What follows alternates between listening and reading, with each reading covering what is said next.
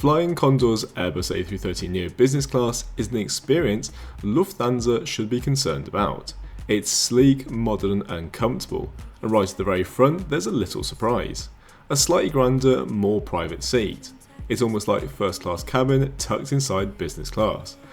A VIP spot that any Bavarian festival goer would truly envy, but at a fraction of the cost to a true first class product.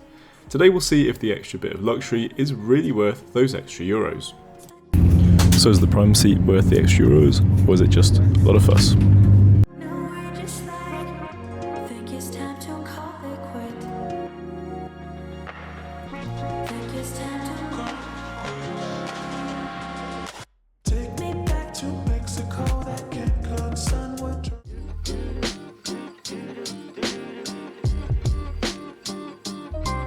Morning. I was hoping to do today's video outside of an introduction, but it's really wet, grey and just terrible. Today's video we're flying with Condor, which is a leisure company. They don't do business travel so much, even though they have a business product, and they have more colours than there is in the rainbow. Okay, that was a lie. But anyway, let's head to the airport and see what this product is like. Alright, it's time for a bit of confession. I was feeling way too lazy to properly review the Hyatt place. But hey, it's my second time staying here and it's pretty solid. Modern, cosy, room enough to actually unpack. And the staff are genuinely pleasant. Just one tip though, avoid the northeast side on a Saturday night, unless you're into impromptu outdoor clubbing. Because yes, there's a club literally across the street. Anyway, moving on, I'm heading downstairs and just around the corner to catch the big red train from Frankfurt Gateway over to Terminal 1. Pro tip, if you're doing the same route, don't waste ages looking for airport or gateway under destinations, just hit short trip. And at the time of flying, it costs a sweet €2.35, and yes, it's worth every cent to skip the confusion.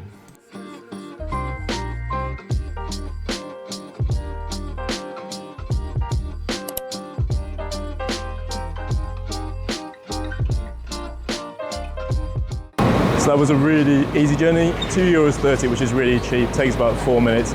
Now it's off to check-in. Those who watch the channel regularly, and I really thank you for your support, know that I'm not the biggest fan of Frankfurt Airport, and today is not going to add to that lack of love, even though I admit I am partially to blame. I start by checking the departure board. Logically I can't see the flight for today, so I make the assumption that Condor probably uses the same check-in area for all its flights. So head over to the C area, which is probably this way. I'm fairly sure that's a logical way to approach an airport with a lack of signage, and a build style that's sort of add as we go. Ah, something familiar. And if you have the time, be sure to stare in wonder at this old school think cassette tapes style departure board, which flips like some kind of machine that probably took a lot of sleepless nights to design. Venturing further into the depths of Terminal 1, I feel like I'm getting somewhere. Passing the check-in for Singapore Airlines that bring back all kinds of warm and delicious memories. Finally reaching the Condor check-in desks, which are separated into USA or other. At first glance, it may look a little chaotic, kind of like EasyJet at 6 in the morning when every flight to everywhere seems to leave at the same time. But tucked away in the far left corner is the oasis of calm. The business class check-in, it's like someone turned off the chaos and switched on spa mode. No queues, no stress, just you. Your suitcase and the promise of extra time to chill, charge and demolish snacks in the lounge.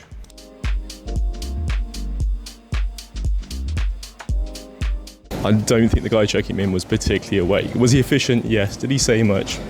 Not necessarily. Anyway, it's onto the lounge, which ironically is Lufthansa's. Okay Alex, what's your point?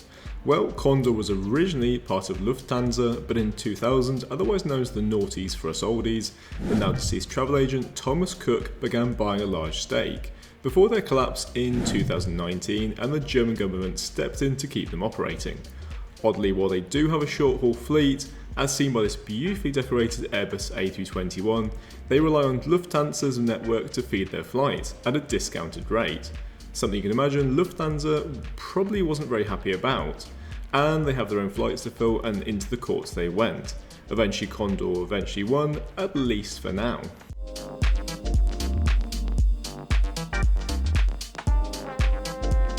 What I've gathered is that this is a really long terminal, so don't turn up late. Never have those words felt more important. Honestly, with all the flights I've taken, whether for holidays or reviews, I've only ever missed one. But today I'm getting that same uneasy feeling, the one you get when your old computer suddenly flashes those terrifying words, unexpected error. You know something's about to go very, very wrong. How odd that I would naturally be drawn straight towards the food section, which isn't Michelin star, but I can definitely make a tasty plate out of it. And only after eating a cereal bar this morning, that's definitely an upgrade. As the lounge, it's a decent size, though not exactly sprawling. There's some comfy seating, and out the window a lovely view of a Lufthansa Airbus A330. Well, not exactly, it's Discover Airlines, which is their new leisure airline, the one that's going head to head with Condor. Looking back into the lounge, I've already spotted some dangerously tempting sweets. My eyes say yes, and my stomach agrees, but logic reminds me that there's an onboard meal coming. So, much like a cow, I seem to have multiple stomachs, and a waistline that's clearly been keeping score. Somehow, Condor seems to have landed themselves a surprisingly generous budget, because their entire wide-body fleet now consists of Airbus A330neos. That's new engine option for those who like their aviation jargon. They're painted in a range of colours so bold that some people love them, and others just grunt, squint and pretend they didn't see it. And then after successfully unhypnotising myself from the psychedelic livery, it's time to make my way down to the gate, wherever that may be.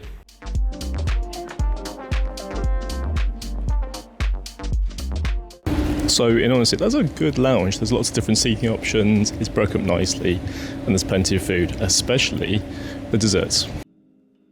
If you know Frankfurt well, or you've ever flown with Condor before, you're probably screaming at the screen right now, or just shaking your head in quiet disappointment, and honestly, fair, completely fair.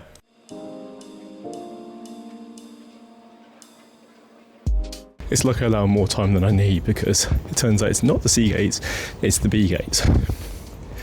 Which I'm a little bit confused about, because the Condor check-in desks are by the C. I assumed it was C, it's my own stupidity really. I'm sure I'll be fine. The giant red flag should have been all the Condor planes taxiing past the window to the far right hand side. But as I mentioned earlier, I'm just not feeling quite myself today. I'm only human, and besides, my head is spinning with what to say and the dimensions of the seat. At this point, I was really hoping I was almost there, but instead it feels like I've wandered into an endless maze of identical corridors, and just when I think freedom's in sight, I discover I've got to recheck my bag at yet another security point. Meanwhile, my heartbeat's doing the cha-cha, and I'm definitely not leading.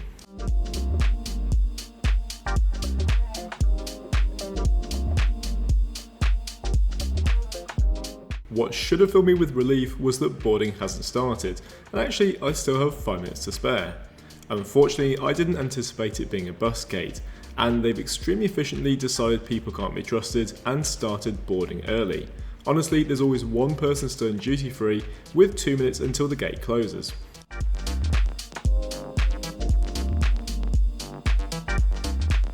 Bus is departing. Please hold on to the handrails. Approaching the bus gate, this is kind of exciting. Well, at least for me. Will the plane be gold, blue, red, or, green? This might not be the most glorious way to board a plane, but this is one hell of a view.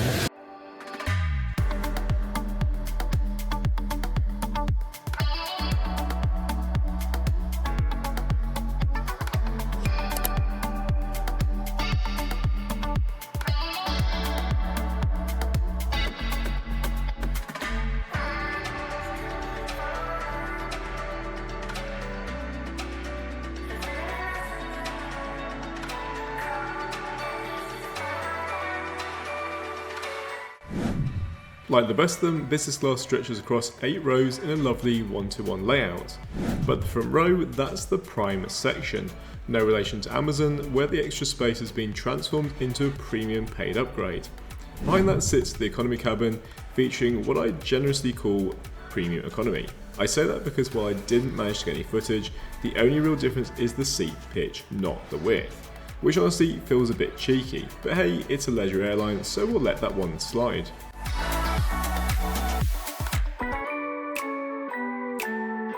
So welcome aboard Condor's A330neo. This is the prime seat, which you find in 2A and row 1 as well. First impressions, this is a really nice seat. There is so much space. It's probably not the most private, could have done with a little bit more bulkhead sort of side panelling. If you think it looks similar as well, it's the same as Starlux's A330neo product, but they don't have the prime seats. One of many reasons to pick this seat is the huge unrestricted footwell. It's just a shame that they didn't add a little bit more panelling to make this feel very much like your own nest, but this will totally fly in the leisure market. The sky couldn't be prettier. Seriously, it looks like someone's cranked up the saturation just for my window. I just wish there's an air nozzle to blast some cool air my way, because the plush blanket is starting to feel more like a sauna suit. Now let's talk space. This seat stretches out into a fully flat 70-inch bed, which basically means I could host a small yoga class here if I wanted. At 19 inches wide, it's cozy, though I wouldn't complain about an extra inch or two. But here's the real perk for the prime seat. A massive 23.6-inch in-flight entertainment screen. And a beautifully decorated super private cubbyhole. I'm basically in my own little airborne studio apartment for the next 10 hours.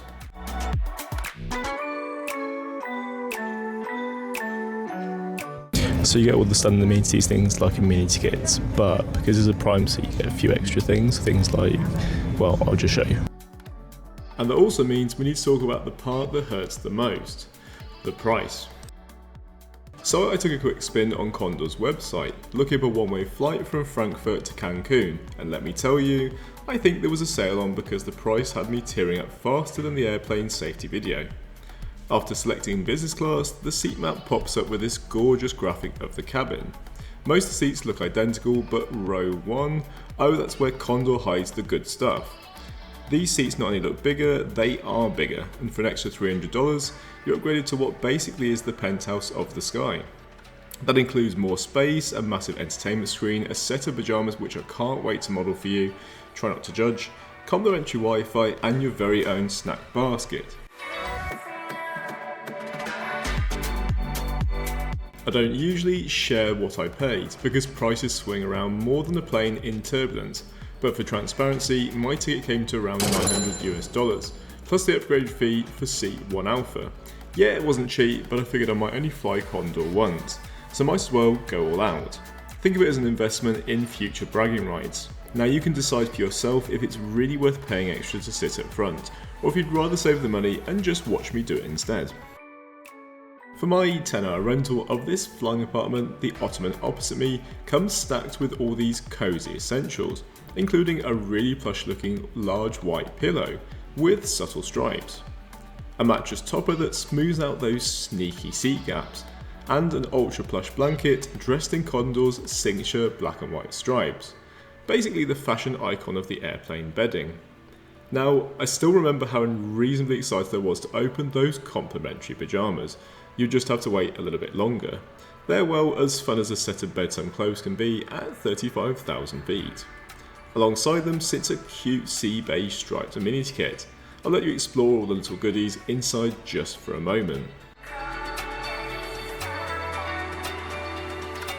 Plus a bottle of water and a reusable travel organiser that honestly looks like it's just been waiting for a beach photo shoot. I also had a smile on my face for these extremely fashionable slippers, which are fine as long as you aren't larger than EU size 45. Maybe just bring your own pair if you are. Having squeezed all in before the extremely friendly cabin crew return, I've been offered a glass of something that will raise my spirits and loosen me up as a blogger. Not too much, I hope. I just wish I'd made a note of what it was, but don't worry, here's a beautiful Boeing 747 taking off to distract you from my rookie mistake.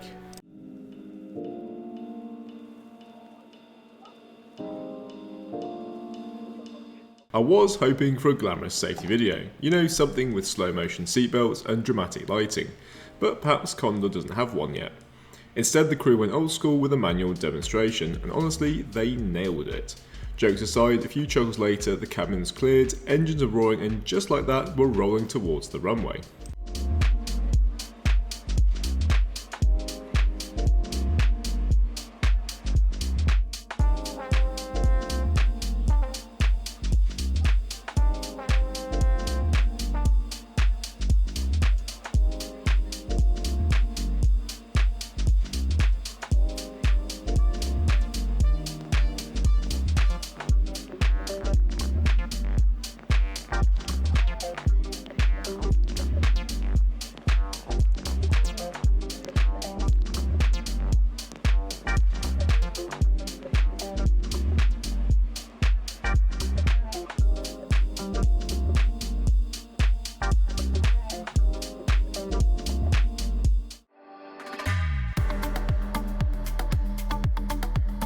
My cereal bar didn't exactly go very far, it sort of evaporated.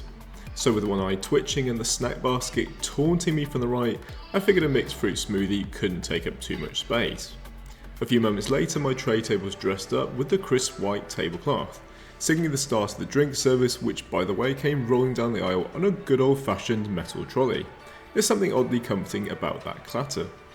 Soon a small bowl of mixed nuts landed right in front of me, followed by the drink menu, and after some thorough reading and probably overanalyzing the front graphics, I decided to go bold and try one of the signature cocktails, featuring a special cranberry-based vodka they've created just for Condor. Now, as I'm told one of my viewers before, I'm not really a drinker, but I made an exception or two in the name of research. It's normally served neat, and the lovely cabin crew suggested mixing it with champagne. Then honestly, it was delightful, sweet, crisp, and just the right amount of what I can actually relax now. Added champagne. This suggests lemonade. She says it just loses the flavour, so bottoms up. Ooh. It's pretty good, maybe a little on the strong side, but thankfully not so strong that I start seeing double. But at this point, I was pretty hungry, so diving into the menu, which is well designed, honestly I think Lufthansa might want to take a few notes here, because with their new Allegris product in business class turning into a little bit of a headache, Condor's quietly coming for the crown.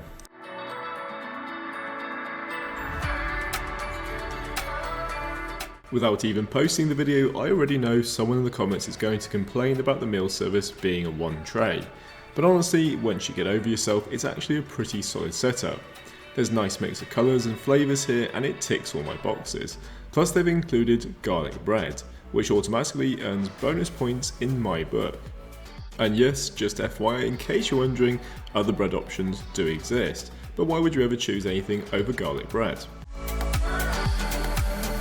During the meal I had a moment of pure excitement when I noticed that the salt shaker is airplane shaped. Honestly, it's the kind of detail that deserves its own Instagram post. And I do wonder if Virgin Atlantic knows about this level of commitment to branding. As for the mozzarella, it's as fresh as I can possibly tell at this height in the sky. Creamy, light and absolutely delicious. Before I even had a chance to even wonder where the cabin crew had disappeared to, my plate was cleared and the main course promptly arrived. It was delicious and no bad feelings towards Condor. I guess I was feeling like I should have something healthy, but honestly, I probably wanted a burger. That doesn't mean to say that the food was in any way bad. It was packed full of different flavours that worked really well together. We might not be heading to the home of cheesecake, but this raspberry mint version deserves a moment of fame. It's got a beautifully baked top that practically begs to be tested. Not that I needed much convincing, and as expected, every mouthful was pure bliss. The kind of dessert that makes you forget you're on a plane and not in a cafe somewhere with questionable Wi-Fi.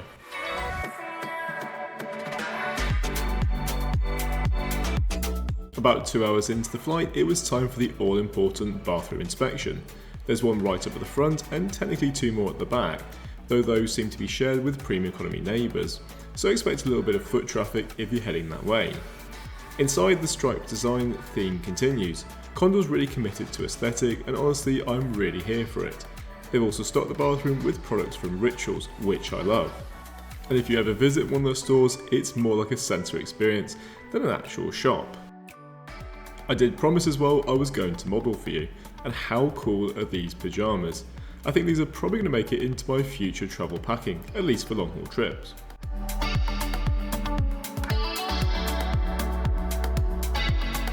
At no point during the flight did I struggle to find something to watch. The real challenge was actually reaching the screen. But thankfully Condor thought ahead and equipped each seat with a sleek modern entertainment remote. Right at your side, crisis averted. I kicked things off with a classic comedy from Robin Williams and Nathan Lane in the film The Birdcage. A timeless comedy about a gay couple who own a burlesque club and their son who wants to marry the daughter of a conservative senator. You can imagine how that goes. It's chaotic, hilarious and exactly the kind of movie that makes a 10-hour flight feel half as long. Before moving on to something a little more modern, I couldn't resist revisiting WALL-E. There's something about that little trash compacting robot that hits right in the feels.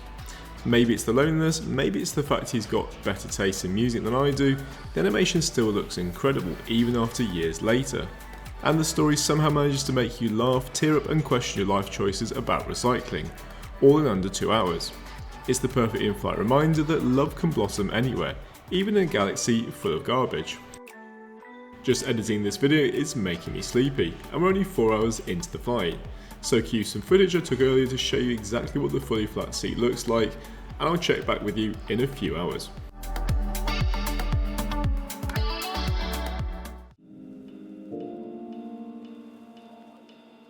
Somewhere over the east coast of the USA, I managed to get a bit of rest, though trying to sleep on an 11 AM departure feels a little bit ambitious.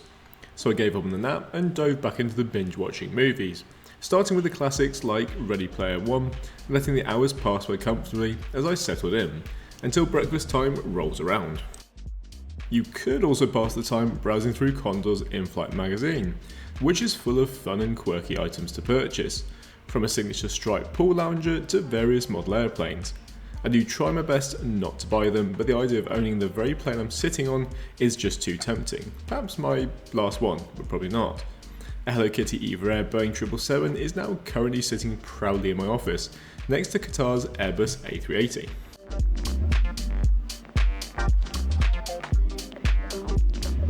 After pre-checking Google Maps food outlets at Cancun airport, I have to say it looks pretty disappointing. Honestly, I saw too many reviews warning about upset stomachs and aggressive tipping, so making sure my stomach is nice and full before we land. At least my hotel across the road, one of my favourites, should have a solid breakfast waiting.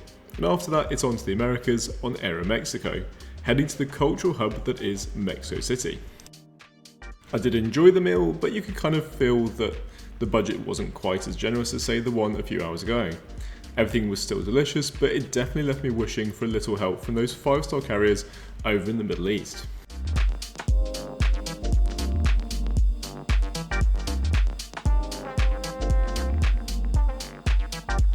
I already knew I wouldn't get the chance to finish it, but Wreck-It Ralph is such a feel-good family movie. The perfect way to wind down.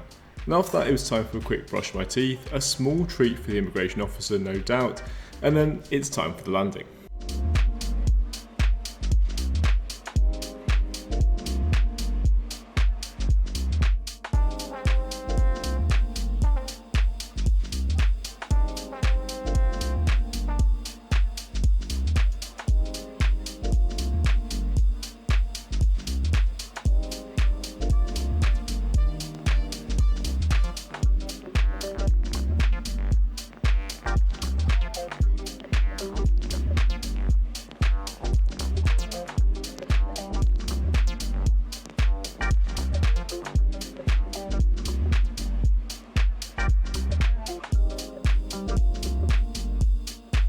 Morning, I'm just over the way at the Hilton Hotel, just enjoying my breakfast in this beautiful surround.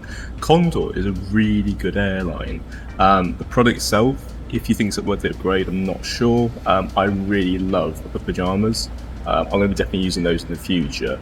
The food, I think the first meal was really good. Salmon didn't blow me away, but dessert's really good, and the drinks really good as well.